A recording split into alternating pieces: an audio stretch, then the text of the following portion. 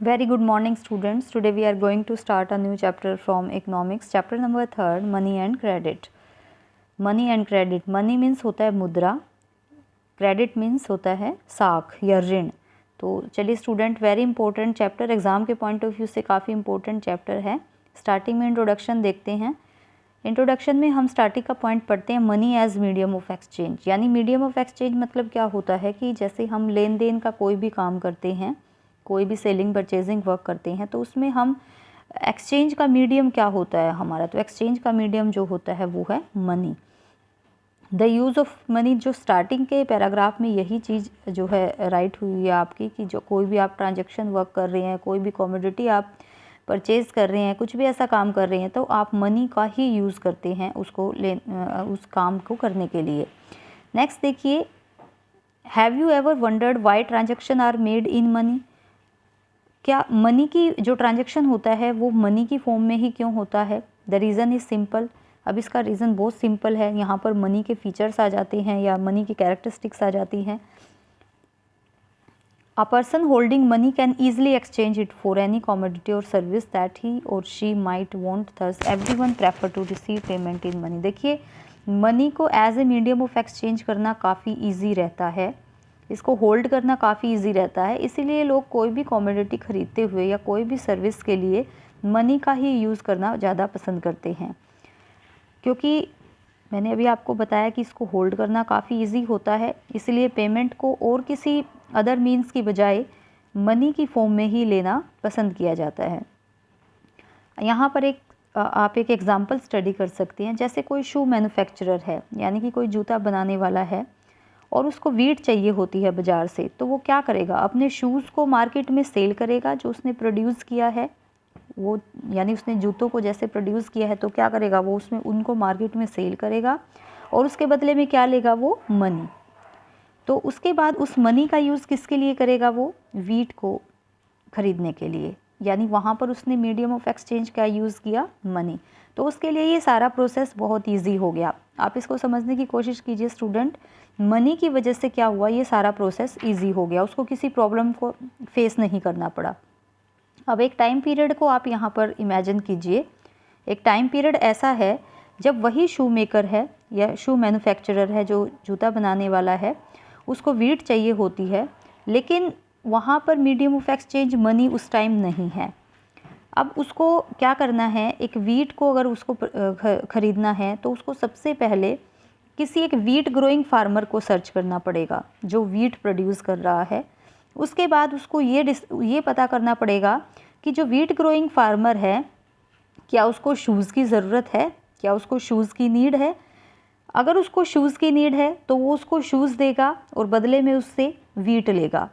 यहाँ पर जो बैलेंस रखना पड़ेगा कि किस हिसाब से दोनों की जो एक लेवल होता है, एक जो इम्पोर्टेंस होती है दोनों चीज़ों की, वो उनको खुद डिसाइड करनी होती है कि कितने शूज़ वो लेगा और उसके बदले में कितना वीट वो लेगा। तो यहाँ पर मीडियम ऑफ एक्सचेंज क्या है कि कोई भी गुड्स या कोई भी कमोडिटी, आप किसी भी कमोडिटी को ख़रीदने के लिए किसी दूसरी कमोडिटी का ही यूज़ कर रहे हो। इस सिस्टम को कहते हैं student barter system.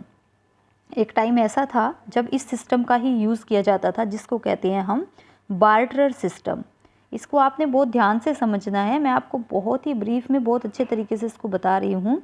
Barter system होता है, देखो बार्टर सिस्टम क्या होता है, where goods are directly exchange without the use of money. यानी आप मनी का यूज़ नहीं कर रहे हो, वहाँ पर डायरेक्टली ही आप गुड्स का यूज़ कर रहे हो, गुड्स का यूज़ कर रहे हो किसी गुड्स को ख़रीदने के लिए। और जो यहाँ पर किस चीज़ की ज़रूरत होगी आपको, दोनों ही पार्टीज़ जो एक्सचेंज कर रही हैं सेम चीज़ के लिए एग्री होना। जैसे शू मैन्युफैक्चरर है, उसको वीट चाहिए तो वीट के लिए एग्री है, जो वीट मैन्युफैक्चरर है या वीट प्रोड्यूस कर रहा है फार्मर, उसको शूज़ चाहिए। यहाँ पर दोनों की एग्रीमेंट की ज़रूरत होती है। इस सिचुएशन को कहते हैं डबल कोइंसिडेंस ऑफ वांट्स, यानी कि जो इच्छाएं हैं दोनों की, उनमें एक संयोग होना, एक कोइंसिडेंस होना। तो इसको हम कहेंगे, ये बार्टर सिस्टम का एक मेन फीचर है। डबल कोइंसिडेंस किसका फीचर है, बार्टर सिस्टम का। याद रखना है स्टूडेंट इस चीज़ को। पहले क्या होता था, जब मीडियम ऑफ एक्सचेंज मनी नहीं था तो इस ही सिस्टम का यूज़ किया जाता था, इसको कहते हैं बार्टर सिस्टम। लेकिन बार्टर सिस्टम में बहुत सारी प्रॉब्लम्स हैं। आपको सबसे पहले उस पर सेम पर्सन को सर्च करना होगा, उसके बाद बहुत टफ हो जाता है किसी चीज़ की वैल्यू निकालना, कितने शूज़ की वैल्यू है, कितनी वीट की वैल्यू है, तो इसमें बहुत सारी प्रॉब्लम थी। इसीलिए क्या हुआ, द इकोनॉमी वेयर मनी, अब इसीलिए डबल कोइंसिडेंट सिस्टम को किसने रिमूव किया धीरे धीरे, मनी। जैसे मनी यूज़ में आई मीडियम ऑफ एक्सचेंज, उससे क्या हुआ, डबल कोइंसिडेंट सिस्टम जो है ये या बार्टर सिस्टम धीरे धीरे ख़त्म हो गया। और इसने क्या किया, जो डबल कोइंसिडेंट्स ऑफ वॉन्ट्स को एक तरह से सोसाइटी में से एलिमिनेट कर दिया। It is no longer necessary for the shoe manufacturer, अब क्या है, ज़रूरी नहीं है किसी शूज़ मैन्युफैक्चरर को कि वो किसी फार्मर को मतलब ढूंढेगा कि उसको शूज़ चाहिए। अब वो डायरेक्ट क्या करेगा, मार्केट में अपने शूज़ को सेल करेगा, उनसे मनी लेगा और उसके बाद क्या होगा, वो उनसे अपने वीट परचेज करेगा। Since money acts as an intermediate in the exchange process, इसलिए मनी जो है वो एक्सचेंज प्रोसेस में बहुत इम्पोर्टेंट रोल प्ले करता है, इसीलिए मनी को मीडियम ऑफ एक्सचेंज कहा जाता है। स्टूडेंट, मैंने आपको ये ब्रीफ में बता दिया है सारा जो इस पूरे पैराग्राफ में राइट हुआ है। आप इसको बड़े ध्यान से अपनी बुक में से रीड कर लेंगे और इसको समझने की कोशिश करेंगे कि मीडियम ऑफ एक्सचेंज मनी को क्यों कहा जाता है। Because money acts as an intermediate in the exchange process. Money जो है बहुत इंपॉर्टेंट रोल प्ले करता है किसी भी कमोडिटी को परचेज करने के लिए। जैसे कि यहाँ पर एक शू मैन्युफैक्चरर और एक वीट प्रोड्यूसिंग जो फार्मर है उसका एग्जाम्पल यहाँ पे दिया गया है, और एक सिस्टम को भी बताया गया है, बार्टर सिस्टम को, जिसमें कि डबल कोइंसिडेंट ऑफ वॉन्ट्स का एक फीचर माना जाता है उसका। और इसको बड़े ध्यान से आपने समझना है, ये 1 मार्क्स में पूछ लिया जाता है बार्टर सिस्टम, और डबल कोइंसिडेंट्स ऑफ वॉन्ट्स भी जो है वो 1 मार्क्स में पूछ लिया जाता है। यूजेस ऑफ मनी भी पूछ लिया जाता है जो मैंने आपको बता दिया है। तो चलिए स्टूडेंट, नेक्स्ट टॉपिक स्टार्ट करते हैं। इंट्रोडक्शन आपका हो चुका है। नेक्स्ट है मॉडर्न फॉर्म्स ऑफ मनी। अब मॉडर्न फॉर्म्स ऑफ मनी क्या है, यानी आज के टाइम में मनी को हम किन तरीक़ों से यूज़ करते हैं। आप सबको पता है, हम इंडिया में अगर हम देखें तो पेपर नोट्स का यूज़ किया जाता है जो रुपीज़ है, और इसके साथ साथ कॉइन्स का यूज़ किया जाता है। तो देखिए, सब पहले क्या होता था, जैसे मेटली कॉइन्स का यूज़ किया जाता था। जो मेटली कॉइन्स होते थे वो गोल्ड, सिल्वर, कॉपर वगैरह के होते थे, बहुत प्रेशियस जो मेटल होती थी जिनका यूज़ ट्रांजैक्शन वर्क के लिए किया जाता था। करेंसी, आज के टाइम में करेंसी जो है, देखिए modern form of money include currency क्या क्या है, paper notes and coins. 1 marks में पूछ लिया जाता है। मॉडर्न फॉर्म्स ऑफ मनी क्या है, पेपर नोट्स एंड कॉइन्स, यानी करेंसी क्या है आज के टाइम में, पेपर नोट्स एंड कॉइन। अब एक चीज़ और ध्यान रखिए, जो आज के टाइम में कॉइन्स हैं या पेपर नोट्स हैं वो किसी प्रेशियस मेटल से नहीं बने हुए होते। आपके माइंड में क्वेश्चन आएगा कि पहले प्रेशियस मेटल से बने हुए होते थे तो उनकी काफ़ी अच्छी वैल्यू होती थी। आज ये प्रेशियस मेटल से नहीं बने हुए होते हैं, लेकिन उसके बाद भी इनकी काफ़ी वैल्यू है। ठीक है, इनको एक्सेप्ट किया गया है। Why is it accepted as a medium of exchange, तो जब ये प्रेशियस मेटल से नहीं बने हुए हैं तो इनको as a medium of exchange क्यों इतना मतलब वाइडली एक्सेप्ट किया गया है। It is accepted because as a medium of exchange because the currency is authorized by the government of the country, क्योंकि जो करेंसी है उसको अथोराइज्ड किया जाता है जो गवर्नमेंट होती है उस देश की, और ऑथराइज जो चीज़ होती है उसकी वैल्यू होती है। अब इंडिया में अगर देखते हैं, 1 मार्क्स का क्वेश्चन फिर से यहाँ से आता है, इंडिया में कौन अथोराइज करता है या कौन इशू करता है, RBI यानी रिजर्व बैंक ऑफ इंडिया, जो इंडिया में सबसे बड़ा बैंक है। In India, the Reserve Bank of India issues currency notes on behalf of central government. As per Indian law, no other individual, student सिर्फ reserve bank के अलावा किसी भी अदर इंडिविजुअल या ऑर्गेनाइजेशन को करेंसी इशू करने का राइट नहीं है। The law legalized the use of rupee as a medium of payment that cannot be refused in settling transaction in India. मतलब कानून के अकॉर्डिंग मीडियम ऑफ पेमेंट के लिए रुपीज़ का यूज़ किया जाता है जो हमारी करेंसी है, और ट्रांजैक्शन वर्क में इसको कोई भी रिफ्यूज़ नहीं कर सकता।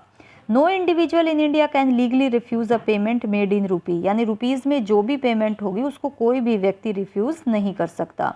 Hence the rupees is widely accepted as a medium of exchange, इसलिए रुपीज़ जो है वो मतलब वाइडली एक्सेप्टेड है as a medium of exchange. तो स्टूडेंट, आई होप आपको समझ आ गया होगा इंडियन करेंसी के बारे में भी। RBI उसको इशू करता है, रुपी हमारी करेंसी की फॉर्म में है, और उसके बाद क्या है कि इस जो लीगलाइज्ड होती हैं ये चीज़ें, इनमें अगर ट्रांजैक्शन वर्क होता है तो इनको कोई भी रिफ्यूज़ नहीं करता।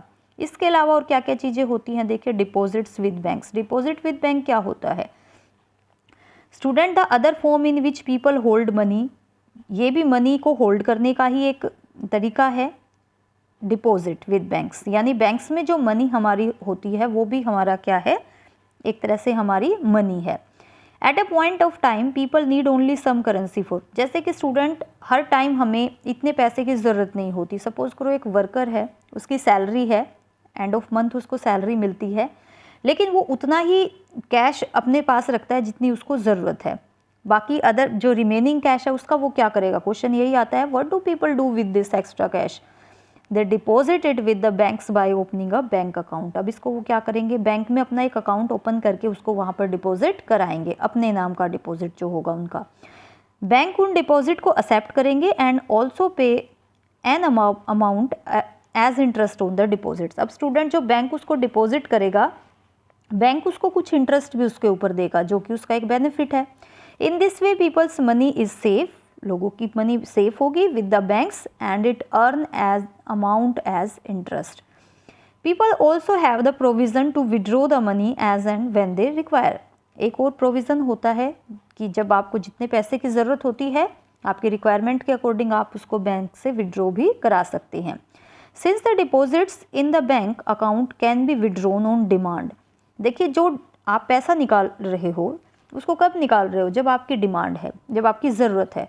तो इसीलिए इसको हम, ये जो डिपॉजिट्स होते हैं बैंक में, उसको हम डिमांड डिपॉजिट भी कहते हैं। यहाँ भी 1 मार्क का क्वेश्चन आपका बन रहा है, डिमांड डिपॉजिट। डिमांड डिपॉजिट क्या होते हैं, जो डिपॉजिट हमारा बैंक में होता है, जो डिमांड जब होती है उसकी रिक्वायरमेंट पे हमें उसको विड्रॉ करा सकते हैं, तो उसको डिमांड डिपॉजिट कहते हैं। हिंदी में इसको कहते हैं जमा खाता, ठीक है। नेक्स्ट देखिए, जमा खाता नहीं, सॉरी, इसको मांग जमा कहते हैं, मांग जमा। मांग, डिमांड मीन्स मांग और डिपॉजिट मीन्स जमा। नेक्स्ट देखिए, डिमांड डिपॉजिट अब क्या है, देखो डिमांड डिपॉजिट क्या करता है। Demand deposits offer another interesting facility, एक फैसिलिटी हमें देता है। It is this facility which lends it's the essential characteristics of money. ये ऐसी फैसिलिटी है कि मनी को एक इसेंशियल कैरेक्टरिस्टिक्स देता है ये।